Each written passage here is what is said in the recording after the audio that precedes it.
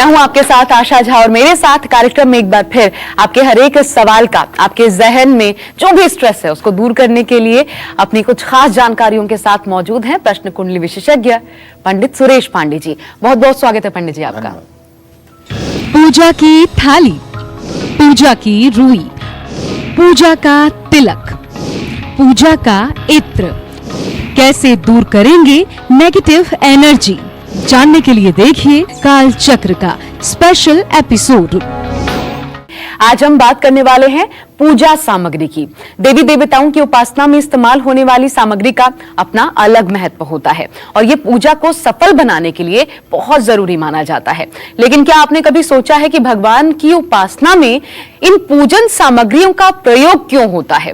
पूजा सामग्री से कैसे दूर हो सकता है मौजूदा संकट? पूजा सामग्री कैसे है आपके लिए महाकवच? पूजा सामग्री से कैसे मिलेगा पूजा का 100% पुण्य? ये सब बताएंगे आज आपको प्रश्न कुंडली विशेषज्ञ पंडित सुरेश पांडे जी। तो बने रहिए हमारे साथ, देखते रहिए काल चक्र। और चलिए अब रुख अपनी चर्चा का कर लेते हैं और आज बात पूजन सामग्री की होगी। तो पूजा की थाली में सामग्रियों का क्रम कैसा होना चाहिए? क्या आप ये जानते हैं कि इसमें भी क्रम महत्वपूर्ण होता है? क्योंकि थाली में रखा हुआ जल, इसका अलग एक इंपॉर्टेंस होता है। वो क्या है? आइए पंडित जी से सबसे पहले यही समझने की कोशिश करते हैं। पंडित जी, फिर मैं वही बात कहूंगी जो अक्सर आप कहते हैं कि भाव सबसे महत्वपूर्ण होता है, लेकिन आज हम बात कर रहे हैं पूजन सामग्री की। तो क्यों महत्वपूर्ण हो जाता है? क्रम क्यों महत्वपूर्ण होता है? ये कैसे हमारी पूजा का पुण्य हमको ज्यादा दिलाता है? देखो आशा, मनुष्य हो या देवता, सभी के दिनचर्या का लगभग एक ही जैसे नियम होता है। मनुष्य के रूप में जब यहाँ राम और कृष्ण आते हैं तो वही करते हैं जो एक साधारण मानव करता है। जैसे सुबह उठने के बाद, मुंह धोने के बाद, नित्य की क्रिया शौच आदि से निवृत्त होकर के, स्नान करके, जनेऊ और वस्त्र बदल करके, तिलक टीका लगा करके, फिर पूजा स्थान में बैठ करके फिर पूजा करते हैं और पूजा समाप्ति के बाद फिर कुछ अपने लिए भोजन या नाश्ता ग्रहण करते हैं। ये क्रम मनुष्य का भी है और देवता भी जब मनुष्य रूप में आते हैं तो उन्हें भी यही करना पड़ता है। गीता में भगवान श्री कृष्ण ने अर्जुन के पूछने पर 3 प्रकार की अपने भक्ति का बात कही है, ज्ञान योग, कर्म योग और भक्ति योग। अर्जुन ने ढिठाई करके पूछा है कि इसमें भी आप बताइए, आप कह रहे हैं मैं सगुण भी हूं निर्गुण भी हूं, तो आप सगुण रूप से पूजे जाने पर जल्दी प्रसन्न होते हैं कि निर्गुण रूप से पूजे जाने पर?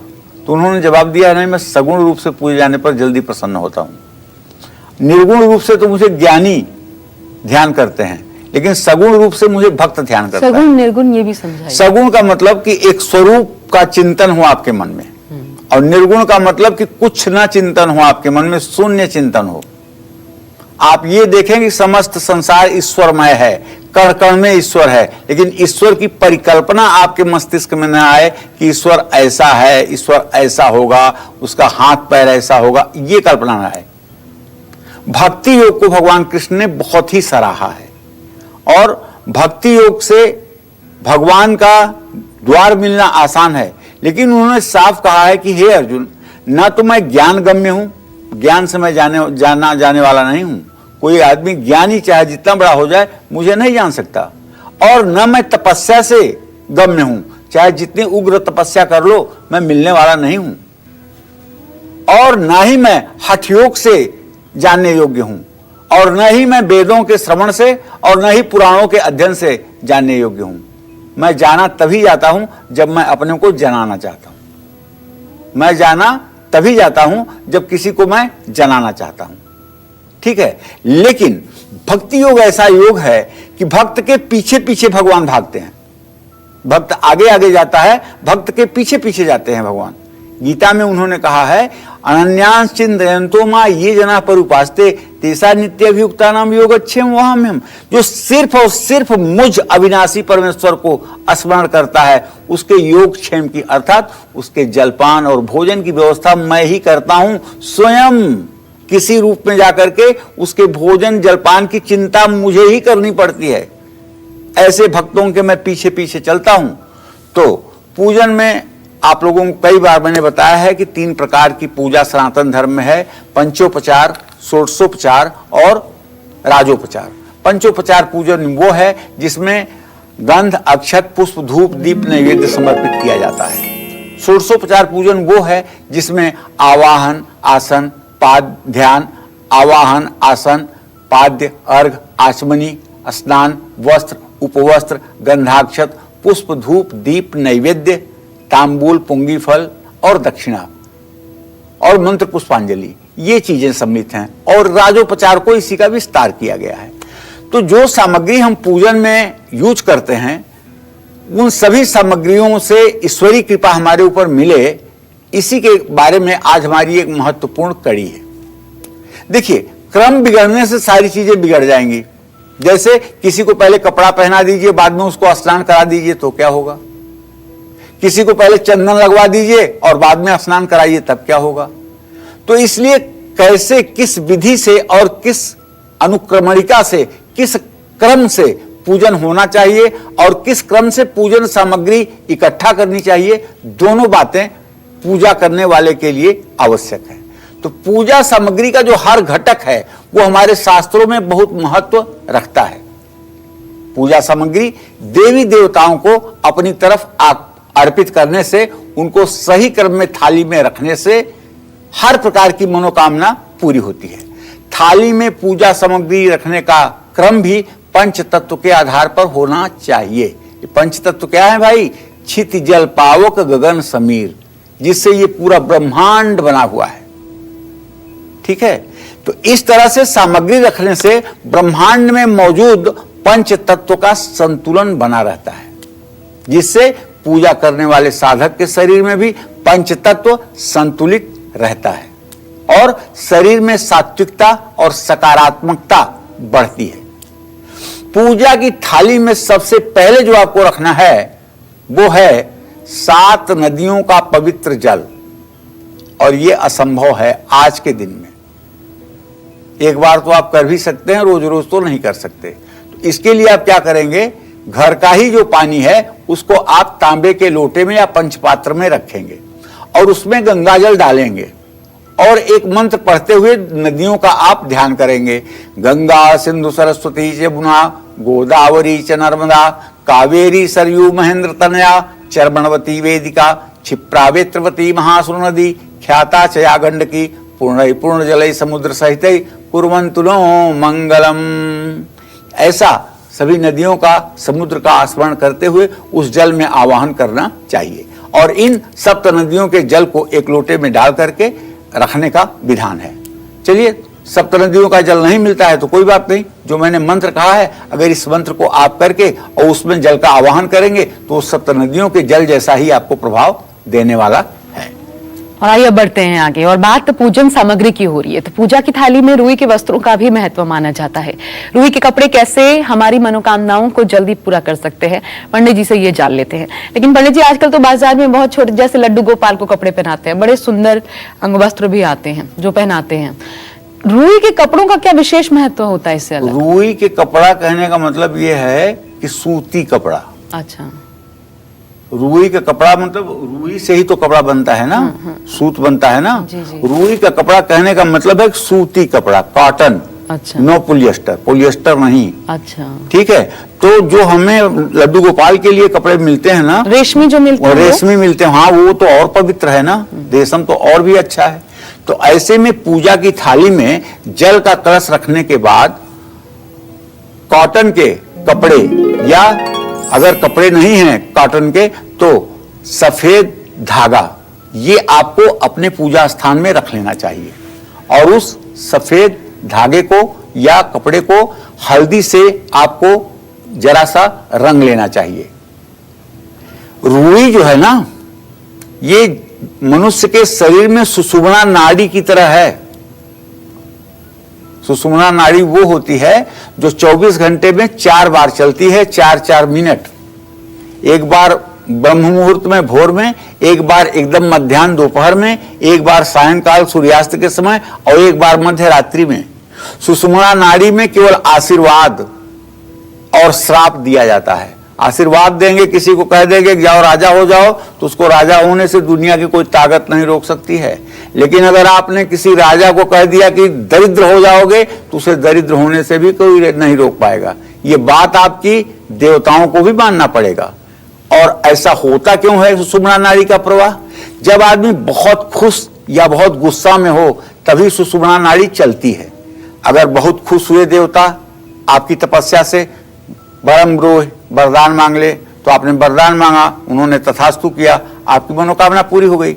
या फिर आपने दुर्वासा को रुष्ट कर दिया और वो गुस्से में आ गए, सुषुम्ना चल गई, उन्होंने कहा जा तुझे जिस बात का घमंड है वो तेरा राज्य सब नष्ट हो जाएगा, तो नष्ट हो गया। तो कहने का मतलब ये है कि जब आदमी बहुत क्रोध में रहता है या बहुत प्रसन्न होता है तब भी सुषुम्ना नाड़ी चलती है। अगर आपका विवेक जागृत रहे और कभी आपको बहुत गुस्सा आए या बहुत आप खुश हो तो जरा देखिएगा, हाथ ऐसे करके अपने नाक से सांस जरा सा छोड़िएगा तो दोनों नाक से आपको बराबर श्वास चलती हुई दिखाई देगी। इसीलिए सूर्य ग्रहण में, चंद्र ग्रहण में, दिवाली की रात में क्यों कहता हूं कि ध्यान करो, ध्यान करो, ध्यान करो? क्योंकि सूर्य चंद्रमा एक राशि में होते हैं, सुषुम्ना चलती है दिवाली की रात, उसमें मंत्र सिद्ध हो जाता है। ग्रहण में सूर्य चंद्रमा आमने सामने होते हैं या एक साथ होते हैं, उसमें सुषुम्ना चलती है, इसलिए सिद्धि मिल जाती है। इसलिए रुई का बहुत बड़ा महत्व है। और रुई का धागा बनाते समय दूध की जगह चंदन का प्रयोग करें।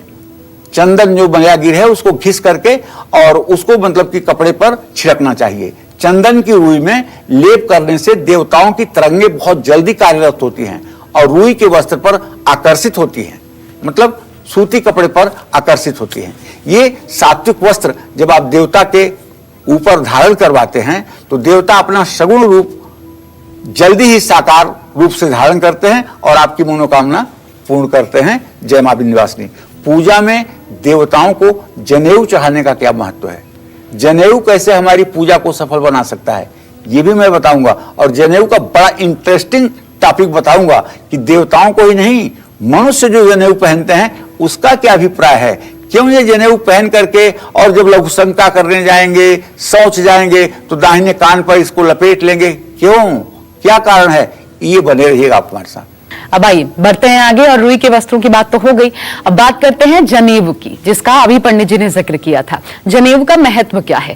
केव देवताओं को जनेऊ अर्पण करना शुभ माना जाता है। और जो पंडित जी ने बताया, आपने पंडित जी की कान के पीछे जो डाला जाता है वो क्यों, कारण क्या है? देखिए ऐसा है, 6 साल से बच्चा जब 6 साल का हो जाता है तो उस 6 साल से लेकर 16 साल के अंदर उसको जनेऊ यज्ञोपवीत संस्कार करवा दिया जाता है। और यज्ञोपवीत संस्कार जब कराया जाता है तो उसकी जनेऊ जो होती है 96 चौवा की होती है। ये देख रहे हैं ना, इसको एक चौवा कहते हैं। ऐसा 96 बार, और उस धागे को 3 बार लपेट करके उसमें ब्रह्मगांठ लगाई जाती है। और यज्ञोपवीत संस्कार के लिए जनेऊ संस्कार जब होता है तो उसमें ब्रह्मचारी बालक को उसकी मां भिक्षा देती है कि मैं तुम्हें भिक्षा दे रही हूं, अब तुम वेद पढ़ने के लिए घर से जा। और वहीं से शुरू हो जाता है उसके अध्ययन का जीवन। माता पिता रिश्तेदार सब उसको भिक्षा के रूप में कुछ कुछ देते हैं और वो उसी तपस्वी भेष में पलाश की लकड़ी लेकर के घर से निकल देता है वेद अध्ययन के लिए। और फिर जब 25 साल की अवस्था के नीचे घर आता है पढ़ लिख करके, तब उसके विवाह संस्कार होते हैं, तब उसका गृहस्थ आश्रम में प्रवेश होता है। तो मनुष्यों के लिए तो जनेऊ मैंने 96 चौवा, और इसके बाद में 3 धागे। 3 धागे का मतलब गुरु ऋण, मातृ ऋण, पितृ ऋण, गुरु ऋण। 3 प्रकार का ऋण मनुष्य के ऊपर है। गुरु ऋण, जब तक आप किसी को योग्य शिष्य न बनाएं तब तक आपके ऊपर गुरु ऋण है। जब तक आप एक लड़की न पैदा करें तब तक आपके ऊपर मातृ ऋण है। और जब तक आप एक पुत्र पैदा करके उसकी परवरिश न करें तब तक आपके ऊपर पितृ ऋण है। तो जनेऊ में 3 धागे इसलिए हैं ताकि हर समय आदमी को याद रहे। और जनेऊ को दाहिने कान पे चढ़ा करके लघुशंका या शौच जाने का विधान यह है कि कान के पास ऐसी नसें हैं जिन्हें बांध देने से लकवा मारने की बीमारी, कभी पैरालिसिस की बीमारी कभी हो ही नहीं सकती। आपने सुना नहीं होगा कि कोई जनेऊ धारण करने वाला शौच गया था, उसको वहां पैरालिसिस हो गई, कभी आप सुन ही नहीं सकते हैं। इसका एक बहुत बड़ा वैज्ञानिक कारण है, इसीलिए दाहिने कान को बांधा जाता है। दाहिने कान को बांधने के बाद फिर मल मूत्र का जब त्याग होता है तो 10 मतलब शरीर के 9 छेद जो हैं 9 एक साथ खुल जाते हैं। तो जब 9 छेद एक साथ खुल जाते हैं तो कहीं से बाहरी वायु असर करके आपको पैरालिसिस कर सकती है। इसलिए जनेऊ से कान को बांध दिया जाता है, माने 9 छिद्र न खुल करके 8 ही एक्टिवेट रहें, एक छिद्र बंद रहे। जनेऊ धागों से बनाया जाता है, मंत्र शक्ति से परिपूर्ण किया जाता है। जनेऊ देवताओं को अर्पण करने के बाद साधक उसको धारण करता है तो देवताओं का सात्विक लाभ उसको मिलता है। ओम यज्ञोपवीतम परमं पवित्रम प्रजापतरियम सहजम पुरस्तात् आयुष्यमग्यम प्रतिमुंच शुभम यज्ञोपवीतम बलमस्तु तेजः। यज्ञोपवीतम समर्पयामि, यज्ञोपवीत देकर के 2 बार आचमनी भगवान की करनी चाहिए, या स्वयं अपनी अगर खुद धारण कर रहे हैं तो स्वयं भी 2 बार आचमन जरूर करना चाहिए। उसके बाद हाथ धो करके तभी पूजन को आगे बढ़ाना चाहिए। पूजा सामग्री में हल्दी और कुमकुम का क्या महत्व है, साथ ही पूजा में देवी देवताओं को हल्दी और कुमकुम चढ़ाने से क्या लाभ होता है, ये मैं बताऊंगा आपको बस थोड़ी देर में। अब बात कुमकुम और हल्दी की पंडित जी ने की, तो ये सामग्रियां क्यों महत्वपूर्ण है और क्या दिलाती हैं ईश्वर को अर्पित करने से? देखो, मैं आप सबको बताऊंगा, कुमकुम और रोली पूरे देश में बिकती है, लेकिन मैंने देखा है प्रायः डुप्लीकेट बिकती है। महाराष्ट्र में एक जगह है तुलजा भवानी देवी का मंदिर है, तुलजा भवानी, और एक जगह है कोल्हापुर। अगर कभी इन 2 जगहों पे आपको जाने का सौभाग्य मिले तो इन 2 जगहों पे आप कुमकुम जरूर खरीदिएगा। और यहां जो कुमकुम मिलता है वो पीसी हुई हल्दी को कलर किया रहता है। आप उसको सूंघेंगे ना तो उसमें हल्दी की गंध आपको दिखाई देगी, और वो इतना अच्छा चंदन होता है, इतना अच्छा चंदन होता है, इतनी पॉजिटिविटी लाता है जिसकी कोई हद नहीं। उसमें कोई केमिकल नहीं मिला होता है, और वो कहीं नित्य धारण करने पर भी किसी प्रकार का निशान नहीं छोड़ता है। तो हल्दी धरती के नीचे उगती है, इसलिए धरती पर उगने वाली चीजों की तुलना में हल्दी भूमि तरंगों की, भूमि तत्व की मात्रा को ज्यादा से ज्यादा ऑब्जर्व करती है। कुमकुम भी मैंने बताया आपको ना कि हल्दी पीस कर कैसे उसको बनाया जाता है कुमकुम। तो देवी देवताओं को हल्दी और कुमकुम चढ़ाने से देवताओं द्वारा प्राप्त तरंगों के साथ भूमि तरंग का भी लाभ मिलता है, जिससे मन और मस्तिष्क सात्विक रहता है। वातावरण में रज और तम की तरंगें कष्टदायक तरंगों को सहने की क्षमता में वृद्धि देती हैं। शुद्ध कुमकुम लाल रंग का होता है, इसलिए उसमें लौह घटक की भी मात्रा मानी जाती है। इस कुमकुम को माथे पर लगाने से अनिष्टकारी शक्तियां भ्रू मध्य में प्रवेश नहीं कर पाती हैं, जहां हमारा आज्ञा चक्र होता है, जहां भगवान शिव की तीसरी आंख होती है। इस बात को समझ लें। और इसलिए पहले महिलाएं कुमकुम लगाती थी, अब तो बिंदी का चलन चल गया है। बहरहाल इसका महत्व क्या है आपने पंडित जी से जाना। देवी देवताओं को चढ़ाई जाने वाली पूजा सामग्री कैसे आपको मौजूदा विपत्ति से बाहर निकाल सकती है, कैसे तरक्की दिला सकती है, कैसे आपके दुखों को हर सकती है, कैसे सौभाग्य बढ़ा सकती है और कैसे आपके भविष्य को निखार सकती है, यही बता रहे हैं आज आपको पंडित सुरेश पांडे जी। तो अपनी चर्चा को आगे बढ़ाते हुए अब बात करते हैं सिंदूर की। महिलाओं को पूजा सामग्री में सिंदूर का इस्तेमाल काफी महत्वपूर्ण माना गया है। साथ ही कैसे सिंदूर से संकट मोचन हनुमान जी की कृपा पाई जा सकती है, आइए पंडित जी से ये भी समझ लेते हैं।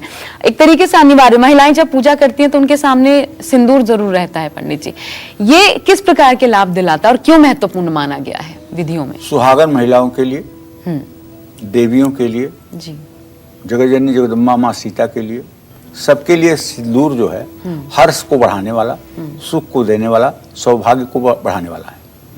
शंकराचार्य ने जब भगवती राजराजेश्वरी दुर्गा के मानस पूजा का विधान किया तो उसमें उन्होंने एक मंत्र दिया, ग्रीवायाम धृत कांति कांत पटलम ग्रैवयकम सुंदरम सिंदूरम बिलसति ललाट फलके सौभाग्य मुद्राधरम राजत कज्जल मुज्ज्वलोत्पल दल श्री मोचने लोचने तद दिव्यौषधि निर्मितम भगवतीम श्री चंडिके तन्मुदे।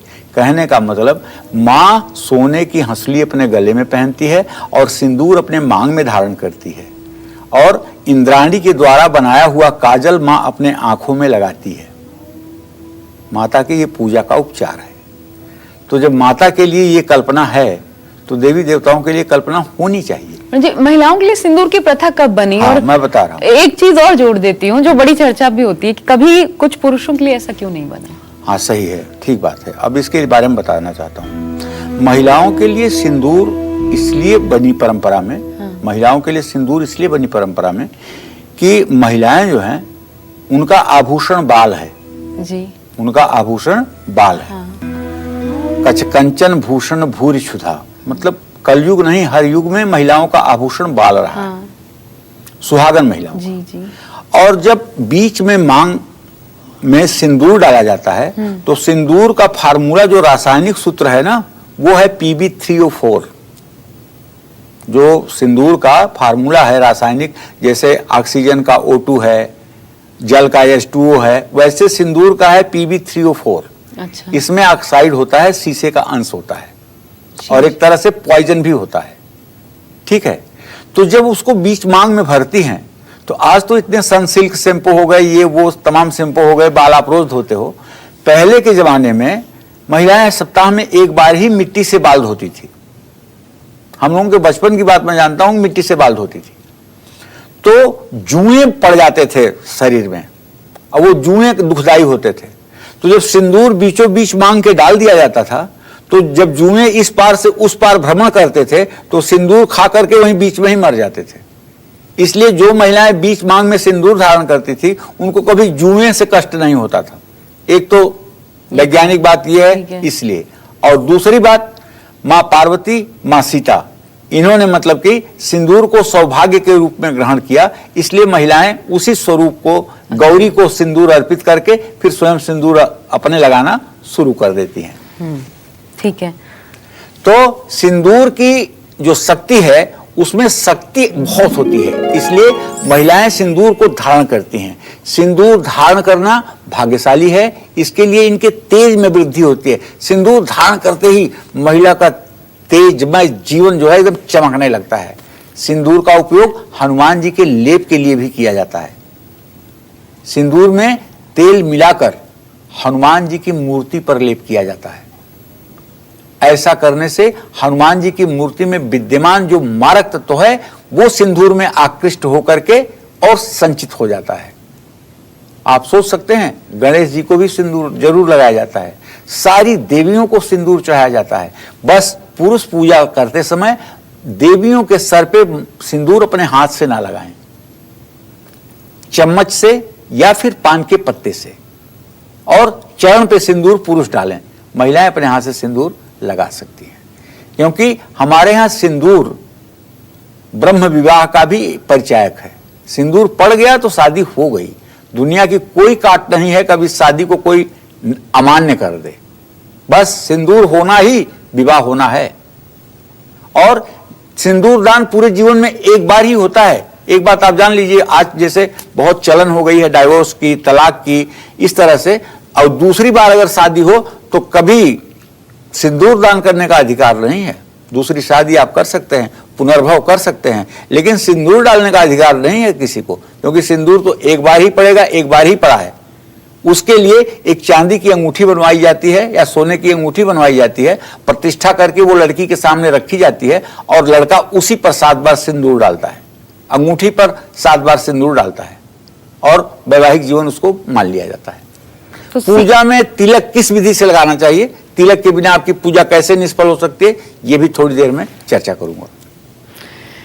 जी हाँ, तिलक की भी बात बहुत महत्वपूर्ण है, क्योंकि पूजा के बाद तिलक जरूर लगाया जाता है। मध्य में जितने भी लोग उपस्थित होते हैं, महिलाओं को भी, बच्चों को भी, पुरुषों को भी तिलक लगाना बहुत महत्वपूर्ण माना जाता है। तो इसका एक तो महत्व क्या है और तिलक कैसे और किस विधि से लगाना चाहिए, और साथ ही तिलक लगाते समय किस उंगली का प्रयोग आपको करना चाहिए। पंडित जी, कैसे लगाएं तिलक?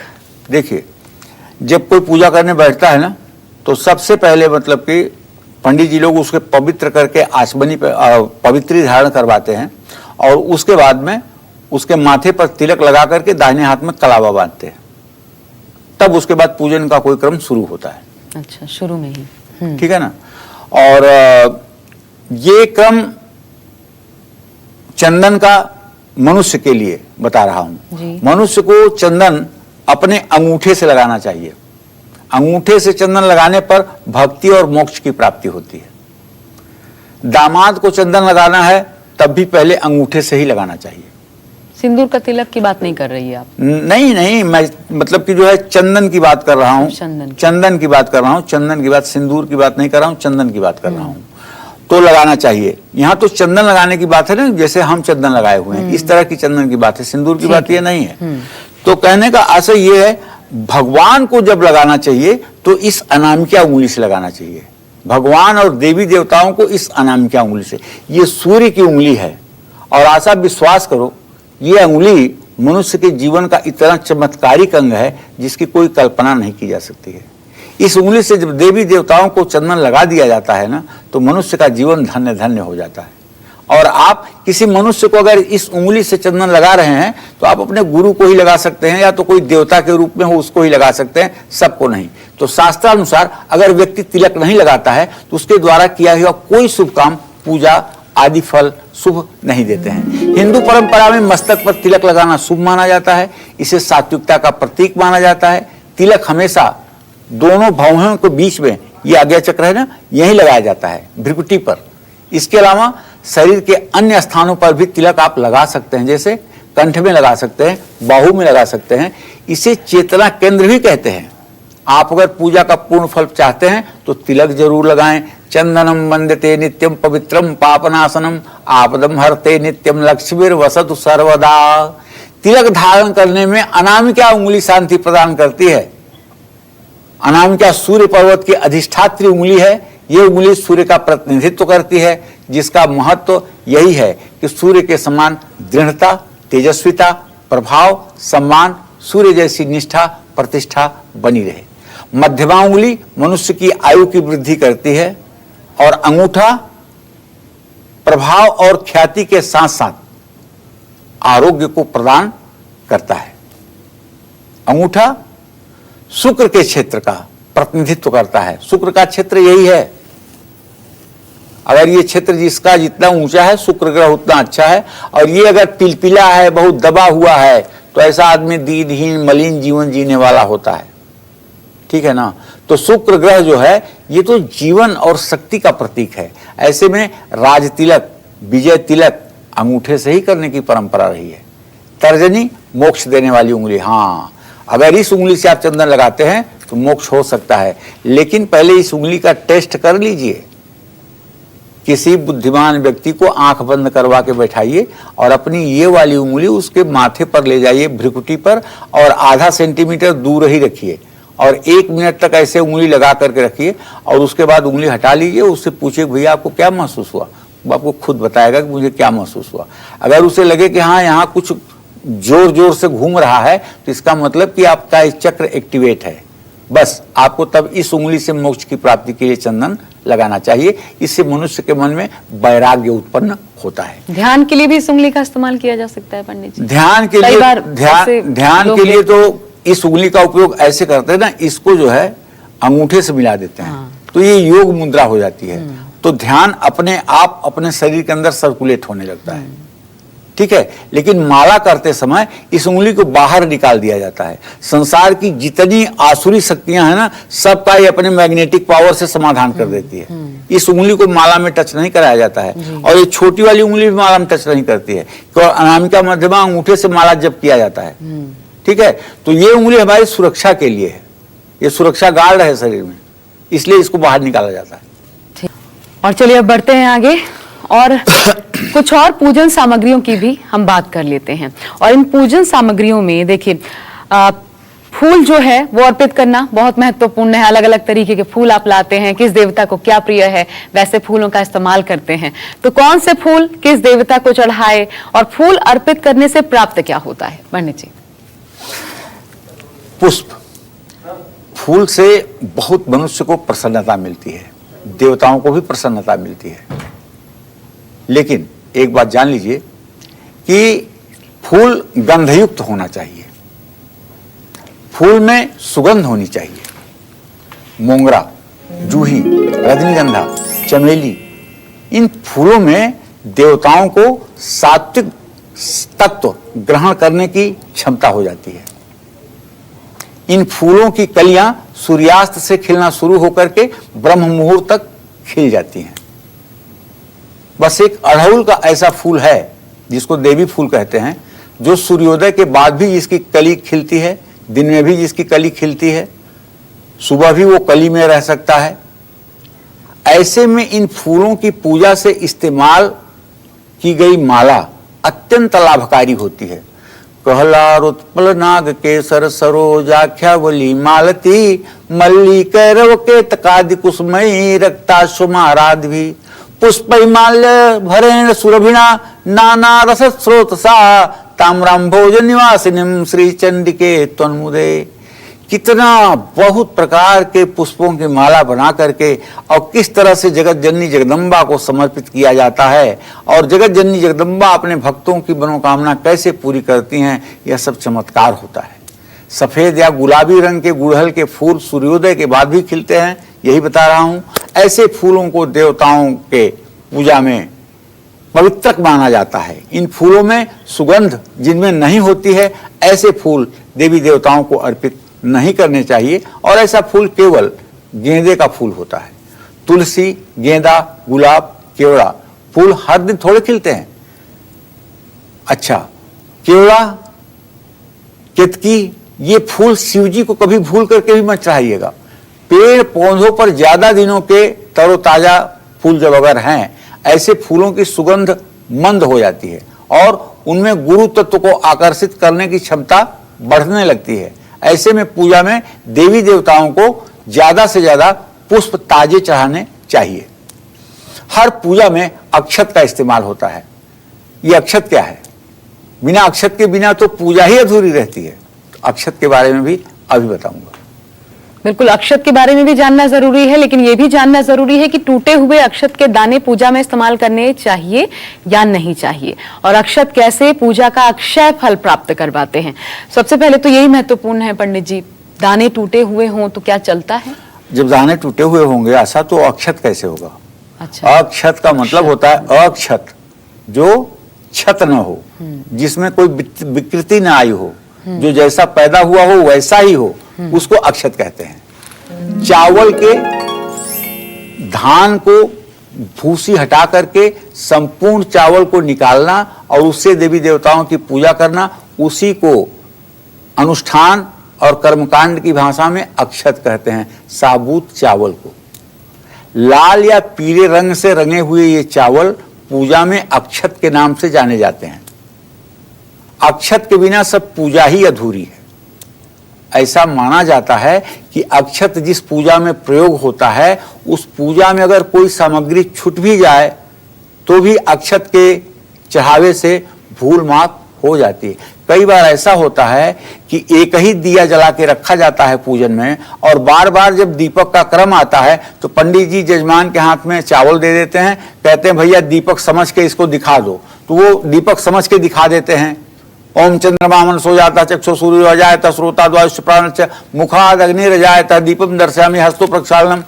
तो कई बार कुछ चीजें देवी देवताओं के लिए निषेध भी होती हैं, जैसे तुलसी, कुमकुम, ये गणेश जी को नहीं चढ़ानी चाहिए। तुलसी शिव जी को, और हल्दी ये नहीं चढ़ानी चाहिए। ऐसे में अक्षत सात्विक चीज है, ये भगवान विष्णु को नहीं चढ़ानी चाहिए। देवी देवताओं को ये अर्पित की जा सकती है। अक्षत के दाने सुख, शांति, धन, समृद्धि के प्रतीक हैं। पूजा में आप अक्षत यानी अखंडित चावल का ही इस्तेमाल करें। टूटे हुए चावल का इस्तेमाल करना शास्त्रोक्त वर्जित है। शिवलिंग की पूजा में आपके पास अगर धतूरा नहीं है तब भी आप अक्षत समर्पित कर सकते हैं। घर की आर्थिक स्थिति खराब है तो अपने पूजा घर में अक्षत की ढेरी पर मां अन्नपूर्णा की आप प्रतिमा स्थापित करके चमत्कार देख सकते हैं। पूजा में नारियल का इस्तेमाल कैसे आपको त्रिदेवों की कृपा दिला सकता है, साथ ही क्यों भगवान के सामने पूजा का नारियल फोड़ा जाता है, ये परंपरा क्यों है? पंडित जी, हर पूजा में तो लोग नहीं डालते, लेकिन क्या हर पूजा में नारियल रखें तो अतिरिक्त फल की प्राप्ति होती है, और फोड़ने की परंपरा क्यों है? नारियल को श्रीफल कहते हैं।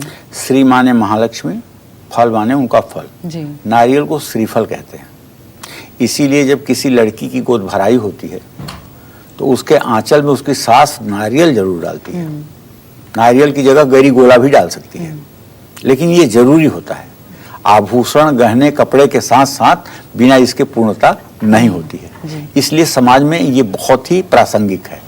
मान्यता है कि विष्णु भगवान पृथ्वी पर अवतरित होते समय माँ लक्ष्मी नारियल का वृक्ष और कामधेनु को अपने साथ पृथ्वी पर लाए थे। नारियल के पेड़ को कल्प वृक्ष भी कह लेते हैं, जिसमें त्रिदेव ब्रह्मा, विष्णु और महेश का वास होता है। भगवान शिव को भी नारियल बहुत प्रिय है। नारियल पर बनी 3 आंखों की तुलना शिव जी के त्रिनेत्र से की जाती है। ऐसे में नारियल का पूजा में बहुत महत्व बढ़ जाता है। अब बताना चाहूंगा कि नारियल फोड़ा क्यों जाता है। भगवान के सामने नारियल को फोड़ना अहंकार का त्याग माना जाता है और ये सात्विक बलि भी मानी जाती है। ऐसा कहा जाता है कि जब हम भगवान के सामने इसे फोड़ते हैं तो हम अपने अहंकार का त्याग करते हैं, हम अपने अहंकार को तोड़ते हैं, भगवान के सामने समर्पित होते हैं। तो नारियल का जो बाहरी हिस्सा है जो बहुत कठोर है वो है घमंड, और जो उसका अंदरी हिस्सा है, नारियल का जो अंदर वाला हिस्सा है, वो है पवित्रता, शांति, शुचिता का प्रतीक। ठीक है ना। तो नारियल फोड़ने पर उससे निकलने वाले जल को भी हाथ पे गिरा करके उसका भी पान किया जा सकता है, उससे भी आयुष्य की वृद्धि होती है। अब देखिए, एक और चीज बहुत महत्वपूर्ण होती है कपूर, जिससे हम आरती करते हैं। तो कैसा कपूर इस्तेमाल करें जिससे आपको रोग दोष संकटों से मुक्ति मिले, साथ ही घर से नेगेटिव एनर्जी को भी कपूर दूर करता है। तो इसके अलावा क्यों महत्वपूर्ण माना गया है कपूर ही क्यों? जो हम दिया लेते हैं पंडित जी, उसमें जब प्रज्वलित करते हैं कपूर डालें तो बहुत महत्वपूर्ण होता है, क्यों? देखिए, कपूर ही एक ऐसी चीज है जिसको आप खुले में रख दीजिए, अगर वो देसी कपूर ओरिजिनल है तो कुछ घंटों के बाद वो खत्म हो जाएगा, उड़ जाएगा। अच्छा। उड़नशील कर्पूर एक दिव्य वानस्पति द्रव्य है और ये गंध पृथ्वी तत्व का प्रतीक है। कपूर जलाने से उसमें मौजूद तेज तत्व जो है वो प्रकट होता है। सुगंध और अग्नि के माध्यम से कपूर में मौजूद जो शिव तत्व है वो वातावरण में भरपूर मात्रा में कार्यरत होकर के वातावरण की सात्विकता को बढ़ाता है। विषाणु जिसको आप कहते हैं, जैसे आज कोरोना का विषाणु फैला है ना, मैं पूरे विश्वास के साथ कह सकता हूं कि अगर आपके घर में सुबह शाम आरती होती है और कपूर की आरती होती है और सभी लोग उसमें सम्मिलित होते हैं तो मान के चलिए कि आपके ऊपर कोई विपदा नहीं आने वाली है। कपूर की सुगंध के कारण सांस के द्वारा शिव तत्व शरीर में प्रवेश होता है और शरीर के कष्ट को कम करता है। कर्पूर की सुगंध से वातावरण में मौजूद नेगेटिव एनर्जी समाप्त हो जाती है। इसलिए हर घर में सुबह शाम कपूर से देवी देवताओं की आरती होनी चाहिए। और अब बात दक्षिणा की। पूजा में दक्षिणा का क्या महत्व है, संपन्न जब होता है, साथ ही दक्षिणा को किस विधि से देना चाहिए, आइए ये जान लेते हैं। दक्षिणा जो हमारी पूजा संपन्न करवा रहे हैं उनको तो देना बनता है, लेकिन क्या, कितना और क्या विधि हो पंडित जी? जब हम बचपन में होते थे ना और पंडिताई की पढ़ाई शुरू हुई थी तो जब पिताजी के पास पंडित जी लोग बैठते थे तो आपस में चर्चा बहुत होती थी। जब दक्षिणा की चर्चा आती थी, मंत्राधीना देवता सर्वे, मंत्र के अधीन सारे देवता हैं। मंत्र का प्रयोग किया जाए तो देवता को ऊपर नीचे जैसे किया जा सकता है। ते मंत्र ब्राह्मणाधीना, और वो मंत्र जो है वो ब्राह्मण के अधीन है। हाँ, ते ब्राह्मण दक्षिणाधीना, और वो ब्राह्मण दक्षिणा के अधीन है। इसलिए दक्षिणा परम पूज्य है। चाहे जितना अच्छा खिला दीजिए, चाहे जितना बढ़िया सेवा कर दीजिए, और अगर दक्षिणा बाद में न दीजिए तो आप उनके कोप के भागीदार बनेंगे। और दक्षिणा आपने बढ़िया दे दिया तो चाहे सेवा शुश्रूषा में कहीं कमी भी हो गई हो तो इतना दिल से आशीर्वाद दे देंगे कि जितना उनके पास पूंजी है ना उससे भी ओवरड्राफ्ट बना करके आपको आशीर्वाद दे देंगे। तो इसलिए भैया ब्राह्मण दक्षिणाधीन है और इसीलिए हर पूजा में विधान किया गया है दक्षिणा का। अंत में उसके लिए मंत्र है, हिरण्यगर्भ संवर ताग्रे भूतस्य जातः पतिरे कयासित सदाधार पृथ्वी ध्यामुते मां कस्मै देवाय हविषा विधेम। अब यहाँ क्या मंत्र कहता है जानते हैं आप? हिरण्यगर्भ, सोने का सिक्का दक्षिणा में दे रहे हैं देश काल परिस्थिति के हिसाब से, लेकिन मंत्र यही बोला जाएगा, हिरण्यगर्भ संवर ताग्रे, सोने का ही सिक्का। लेकिन ठीक है, आप कागज की नोट भी दे रहे हैं तो कोई बुराई नहीं है।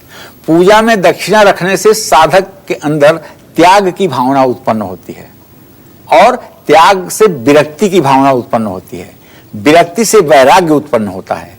और दक्षिणा दे करके त्याग सीखना कर्मकांड की पहली सीढ़ी है। इसलिए पूजा के बाद दक्षिणा देने का बहुत महत्व है। और आप एक बात जानते हैं, भोजन करने के बाद भी ब्राह्मण को दक्षिणा दी जाती है। जो कुछ भी कमी पापड़ चटनी अचार में रहा होगा वो दक्षिणा देने के बाद तृप्त हो जाती है। और हाँ, ये ललिता सहस्त्र नाम में लिखा हुआ है, माता यजमान स्वरूपिणी, मतलब महालक्ष्मी जो है ये यजमान का भी स्वरूप होती हैं। क्यों? क्योंकि धन के रूप में, दक्षिणा के रूप में पुरोहित के पास आती हैं। तो माँ लक्ष्मी का भी स्वरूप ये दक्षिणा है, ऐसी मान करके इस स्वरूप की पूजा करना चाहिए। दूसरी बात, दक्षिणा हमेशा सुपारी और नारियल के साथ पान के 2 पत्तों पर क्यों रखना चाहिए? जानते हैं, दक्षिणा कभी भी अकेले नहीं दी जाती है।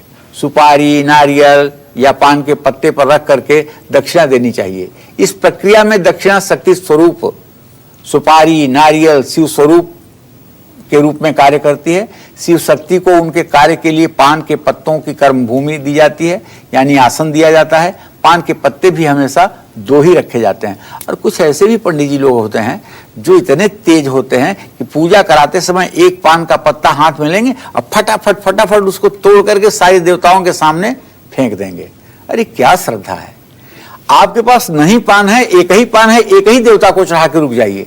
लेकिन पान ऐसे तोड़ना ना दरिद्रता का परिचायक है। और जो पंडित जी पान का पत्ता तोड़ कर देवताओं को चढ़ाते हैं वो कभी जिंदगी में सुखी नहीं रह पाते हैं। इसलिए सभी लोगों से कहूंगा कि पान के उतने पत्ते मंगाइए आप जजमान से जितने पत्ते की आवश्यकता हो, तब जाके ये पूजा असली स्वरूप में आती है। तो पूजा तो हो गई, लेकिन तिथि अनुसार बहुत महत्वपूर्ण है। तो तिथियां किस देवता के लिए क्या पंडित जी? देखिए, अपनी जन्म तिथि के स्वामी देव की आराधना करिए। जीवन में सुख, समृद्धि, सफलता इससे प्राप्त करेंगे। प्रतिपदा तिथि को अग्नि की पूजा करिए, धन धान्य की प्राप्ति होगी। द्वितीया को ब्रह्मा की पूजा कर लीजिए, विद्या की प्राप्ति होगी। तृतीया में कुबेर की पूजा कर लीजिए, खूब पैसा मिलेगा। चतुर्थी में गणेश जी की पूजा कर लीजिए, एकदम जीवन धन्य हो जाएगा। पंचमी तिथि को नाग पूजा कर लीजिए, भय मुक्त हो जाएंगे। षष्ठी तिथि को खष्टी देवी या कार्तिकेय की पूजा करिए, लंबी आयु और पुत्र की प्राप्ति होगी। सप्तमी तिथि को सूर्य की उपासना करिए, सारे मनोरथ सिद्ध होंगे। अष्टमी तिथि को भगवान शिव की उपासना करिए तो आप सुरक्षित रहेंगे। नवमी को दुर्गा की पूजा करिए तो आपके चारों दिशाओं में यश कीर्ति होगी। विजयदशमी यम पूजा रोग मुक्ति देती है। इसी तरह से एकादशी, द्वादशी, त्रयोदशी, चतुर्दशी के दिन भगवान श्री हरि विष्णु की पूजा का फल प्राप्त होता है और मनुष्य आजीवन सुखी रह करके जीवन व्यतीत करता है। चलिए, तो पूजा सामग्री और तिथियों की बात हो गई, और जाते जाते आपसे यही कहना चाहेंगे कि अगर आप जागरूक, सेफ, स्वस्थ रहेंगे तो समाज और देश हर संकट से पार पा लेगा। बहुत धन्यवाद पंडित जी आपका कार्यक्रम में शामिल होने के लिए। फिलहाल पूरी टीम को दीजिए आज्ञा। नमस्कार।